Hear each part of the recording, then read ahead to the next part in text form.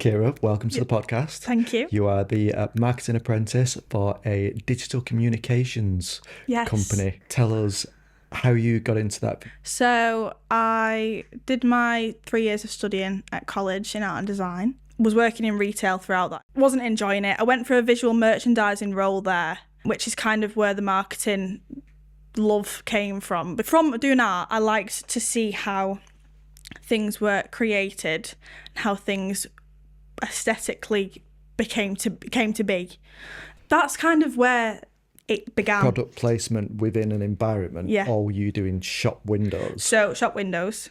Because we've learned that there's an entire science to where you put things on a shelf. You've got to think about how the customer enters the shop, how they look at the shop as an entrance, and then what they're going to go and do, where they're going to go, what they're going to be drawn to, what shelf is going to catch their eye to then go and buy that product that needs to be sold. We need to sell those. So it's all about, the product placement, but also knowing how to show things that will appeal to the audience. Do you use that same strategy for the website? It carries itself over, yeah.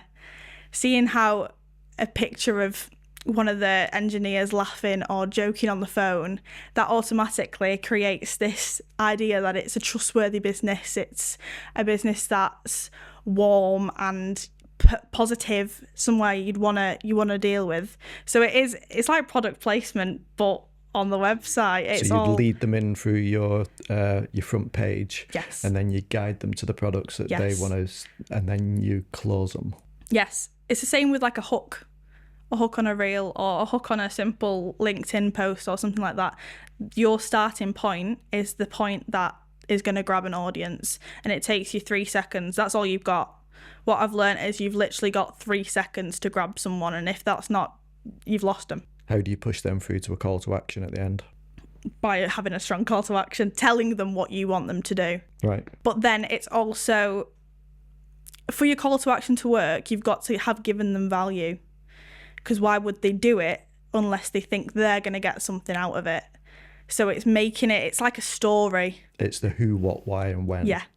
You've got to, unless you can tick all of those, you're probably not going to get anything from it. You're sounding almost like a well-seasoned marketeer already.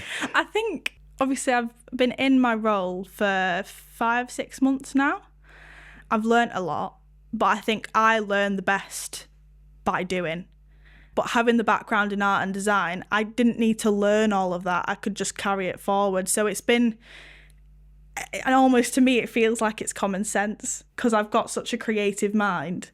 That's just how I see it. So it's not felt like a real difficult journey. Because of my dyslexia, I've got a real visual cortex. I see everything, and sometimes it can lead to a little bit of creative paralysis.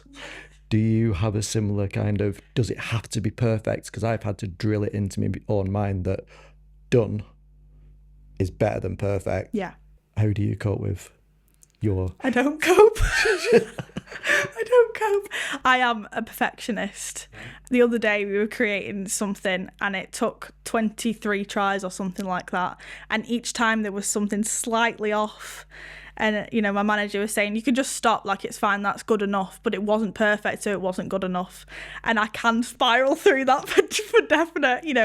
In my interview for the role, I said I'm a perfectionist, so take that however you will. If that's a bad thing, then take it as a bad thing. But yeah, I deal with the exact same thing. And how do you pull yourself out of it? It's a work in progress. Yeah, I'm working through that.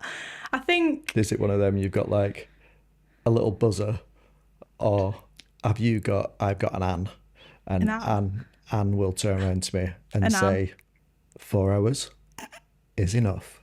Just stop. Knock it on the head. Yeah. You've moved that title 50 times.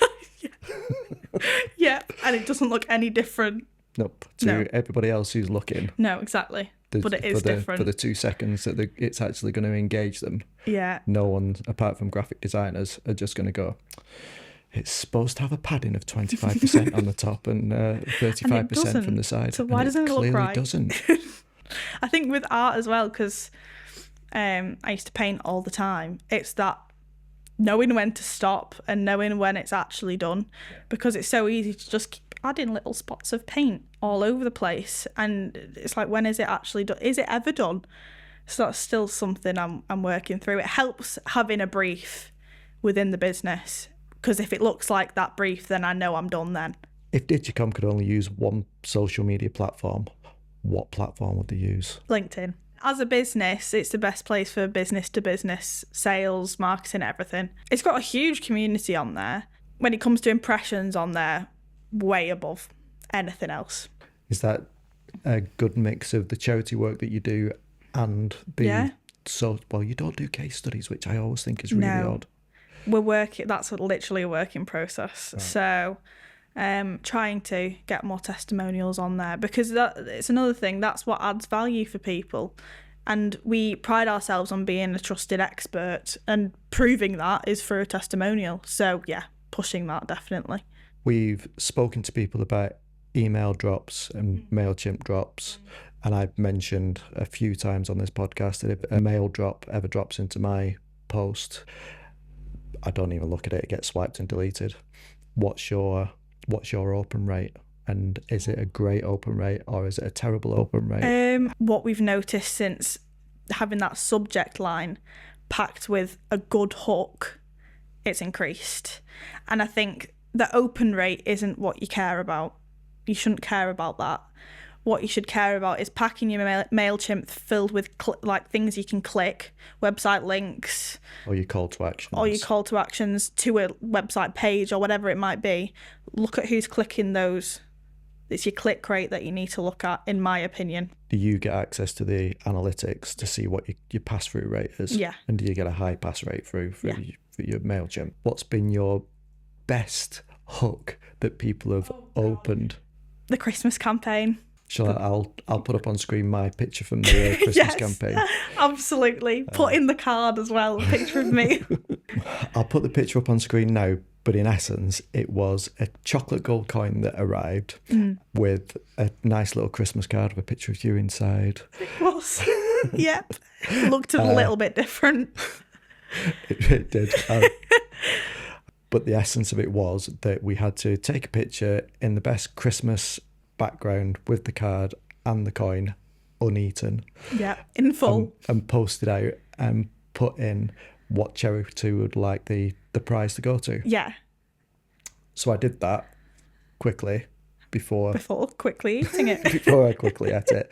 And so that was your highest engagement so far? People loved it. People absolutely loved it. And I think adding that little bit of fun in there, especially at Christmas, it really worked. So yeah, that's been the highest one we've had. What do you think made that campaign so successful? Because it was fun, and there was a way for them to get involved. Like we were giving that customer or that contact something, a gift, but then there was also a way for them to give back. And I think people, especially at Christmas time, want to give. And the fact that if they entered into the prize draw by posting the photo, that prize would go to a charity of their choice. You know, if they've got a cause that's really close to their heart, which our winner did, why wouldn't you want to get involved? Even if you didn't win, you've tried, and you didn't even have to do much. But the point was, people like to give, and we gave them an opportunity to give. Moving on to your use of AI. Yeah. Tell everybody just how you do it, what platforms you use, and to what extent. We've been doing a little bit of dabbling in between a few different platforms for AI avatars. So we've been using one in the past called Synthesia. So it basically you can either create an avatar of yourself or create an avatar that's like a stock avatar. You can take it and implement it into whatever you want to do. That's really good for tutorials, for training, for videos where you'd have to make more than one and very similar. So for companies that are doing a lot of training on maybe a few different things, having maybe a set PowerPoint that they've already created and being able to implement that into a video where an avatar can then speak a script in correlation to the PowerPoint. So it's going to save so much time for so many companies, because people might not want to get in front of a camera and actually speak and talk to the camera, because people can get shy in front of a camera. You know, whatever all these things are, it's going to save time for people. It's going to cause less anxiety. It's going to do a lot. So that's the avatar side of it. As for AI prompting and things, I use Adobe Firefly. That's a really good one. And Copilot, Microsoft Copilot. Going back to the avatar. Yeah. Have you actually had it model you so that you could do those talking heads? Yes. You knowing yourself. Yeah. Could it fool your mum? It'd be close to fooling my mum. Yeah. How do you rein yourself in with the use of AI? There's this huge thing about it taking over jobs and creative jobs. And as much as I think I understand why people are saying that completely, because we can see how it can create anything within 3 sentences of a prompt. Yeah. But I think using it to help you instead of to take over you is what people need to be doing. I use it as like an idea starter, not a copy. Yeah. It's like give me a few ideas, and that starts the brainstorming process. And then I'll move away from it and start scribbling things down on a piece of paper. And that's where it starts from. Even if it's like, look at this web page and give me keywords from it. It can just speed processes up. Look at all my emails and tell me where something important's come up. It's going to speed everything up for people. I use AI where needed. Right. Try not to overuse it. It's, as we've said before, an assistant, not your boss. Definitely. Don't let it take over. I've done a lot of lead searching through it, and that it's really useful for that, by saying, this is the business I'm looking at. Give me contact number, email, address, their address, and the manager's phone number. And they'll give me all of that information, but it might not always be right. No, it might be out to date. Yeah. Or they've just looked at a previous website, or you don't know. So yes, I'll do that, but I've got into a routine of looking at what Copilot says, going onto the website and checking for myself. Checking it. Because you can't trust it. It's not always right. Do you use it as a base for image generation, or do you just kind of push things into it and say, this is what I've got, make it better? Both. I try to avoid that where I can. But if there's something very, very specific that I want, like an environment, or I've even asked it to create the office that I work in. That's something very specific that I'm not going to take a photo of, because there might be mess or things like that. But it's spot on for something specific. As for pushing things into it and making it better, yeah. Like, for example, as we've spoken about it, the Christmas campaign, I put a picture of my face and said, give me a Santa hat and give me a beard. It didn't change anything about my face, just plopped a beard on and put a Santa hat, because unfortunately I didn't want to dress up as Santa Claus. I've got an even better example. Come on. So Anne and I went to Morocco for Christmas-ish, so middle of December. Yeah. And it was coming up to the end of the time where people were going to be finishing for work for Christmas, and we needed a LinkedIn post. And I think I've seen it. Oh crap, I haven't got a LinkedIn post for...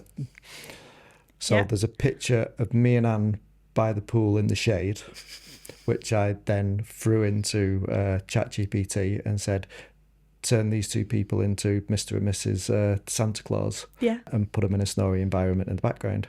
The amount of people that came back to me and said, you made such an effort for getting dressed up to do your Christmas thing. How long did it take you in the studio? I'm like... It didn't. A little bit of time. But no. Yeah, but that is great. Yeah. I see you commenting on absolutely everybody's and being as humanly socially possible on LinkedIn. Is that your nature, or is that a strategy? Both.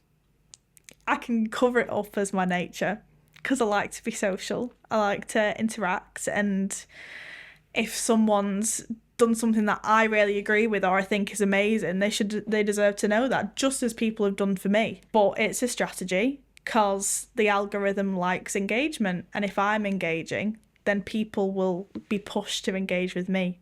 I'm going to ask you a question then. It might be something you've learned that I'm still trying to find. Okay. LinkedIn particularly does not like you posting external links to other platforms. Oh, okay. So these podcasts, I put the first one out the other day. Yeah. It got 0 reach because I had 2 links. One to the YouTube channel, one to the Podbean, which is the audio cast version. As soon as I put a reel up that had no links, it started getting engagement. I've had to move it on to look in the bio section. Okay. Is there any strategy that you've heard of that's a better way of doing it? I know that on Instagram people put links in the comments. That's what we do as the business. I don't know if that works on LinkedIn. We're finding with younger executives who are in the marketing environment, find it difficult to actually speak to people on a one-to-one basis. Yeah. How are you getting on going to marketing and networking meetings? I'll be honest and say initially it was daunting because the first one I went to was probably about 2 weeks into my role. And obviously it's a new role for one, but it's also a new business that I'm working with. It's new people. It was new everything. But I think being younger as well and being in a room of older people and people that are well into their careers, that's what was a little bit daunting about it, because you know straight away that you are like down here and they're up there. Not that that's a bad thing, but it made me quite conscious of myself and what I was saying. Right. I don't like to be like that because I just like to talk. Talking's never been an issue for me. Talking to adults, I've always been fine with that. So the networking thing took a while to get used to. I've been to a few meetings, but with my manager, with Mark. Did you hang off Mark or did you go? For the first one, yes. Because no one knew who I was. I think I actually sat surrounded by new people, but Mark was like there. So if I was feeling a little bit nervous, he was there. But yeah, I tried to talk to people. It's daunting. It's a scary thing in a room full of really, people that I think it was the experience in the room. We come from a generation of talkers and being social and being mingling. Yeah. Do you think that's helped Mark's business? Yeah. If not made Mark's business. Because without him going out and talking to him, that's what he does best. Some people might say it's just sales, but it's not. It's by him communicating with people and showing his face and starting conversations. That's how he wins trust, and that's how he wins customers. So it's all a big loop. Community first, then social media, or social media, then community? Social media can create a community, a loyal community. Don't get me wrong, if you've already got one and then that loyal community follows you because they're loyal to you, you'll only build on that. Me and Anne do find that if we put a beautiful picture of food up, we'll get 10 or 12 likes. Yeah. As soon as we put a picture of us looking stupid at a food competition, It's true. blows it out the water every single time. Because people want to see humans. They're just nosy. They all like a good soap opera. It's things that you wouldn't ordinarily see. And I think people like to see businesses breaking out of the corporate side of things and having a little bit more fun on their social media. That's what people like about it. With the human side of social media, it's risen massively now because of the rise in AI. People don't love it. The general consensus is that it's going to take people's jobs, so they don't want to see it. And when they see humans, they appreciate it more, I think. I really do. So I'm trying to push showing the team pictures of them, because when someone's got a problem, they're going to ring up and they're going to be talking to one of the engineers. There's no point. They're not going to be talking to Johnny off the stock image that we used 2 weeks ago. They're talking to the team. People with email footers with pictures on them Yeah. are less likely to get abused down the phone Really? than people without, because they know they're talking to a real person and not just a faceless typeface. You're still brand new to this. Very new. What's the best piece of advice that you've been given so far? I've been lucky enough to speak to so many different people that have given me little nuggets of advice along the way. One that I got the other day, and it was so simple. I put a post on LinkedIn, and it was kind of talking about how even within Digicom, I'm surrounded by people that have been doing it for so long, so it's so easy to feel a little bit behind sometimes. And someone commented, "You can't rush perfection." Ooh. And I thought, thank you for blowing smoke. But also, that's true. Don't rush it. Take my time, which has been something that... But your generation are all about rushing it. They It can't. feels like that. You can't wait a week for something when you've got a certain shopping site that turns up in 24 Well, hours. My generation seems to feel like, I'm 20, but it feels like I'm behind everyone else, and it's like they're constantly rushing to be where everyone else is at 27, but you're not 27, so you can't be where other people are. There's this urge to get moving, but I feel that. I feel like I want to keep doing things and learn more and more and more, when it just sometimes helps to just slow down. Thanks for coming in today and sharing your knowledge on digital AI marketing. Thank you. It's been amazing. We're going to look forward to seeing how your career progresses. Thank you very much. Thanks.